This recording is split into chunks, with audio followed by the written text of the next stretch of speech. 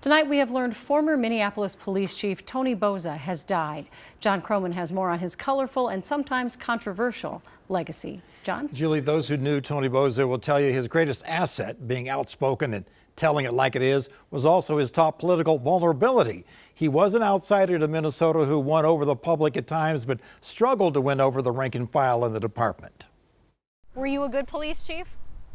Oh, God, I would never say that. Tony Bouza told us last year he could have done a better job of reforming the MPD's culture, but he knew from day one, as an outsider from New York, it would be tough. Then I met with the captains and I said, everybody's got a job until they lose it. We're here to serve the people. Let's get together. And they basically said, screw you. The immigrant from Spain grew up in poverty and rose through the ranks of the NYPD before coming to Minnesota in 1980. Overall, I think he was a very effective chief and certainly a colorful person who was a part of Minneapolis's history. Downtown Council CEO Steve Kramer, as a member of the city council in the 80s and 90s, twice voted to reappoint Bouza. He was very committed to kind of just community-based policing. Bouza took heat for ending raids on bookstores and bathhouses and refocusing the vice squad on prostitution.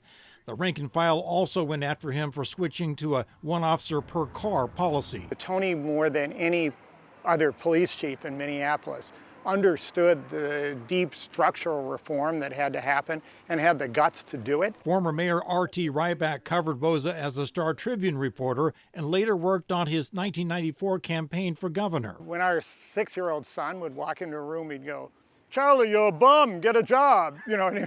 Bouza's wife Erica also made headlines by being arrested repeatedly at protests against Honeywell for making missile guidance systems. Tony, I think, was the first police chief, maybe the only one who's ever brought cookies to his wife in jail after arresting her. I hope that the judge will not be some woolly-headed, wimpyish liberal who is content with a mere rap on the wrist. I hope he sends her away for about 2 years so I can have some rest and and let the good times roll.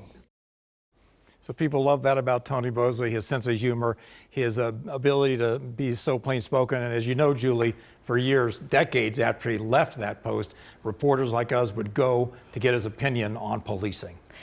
He wasn't afraid to share it, that's for sure. That's right. Thank you, John.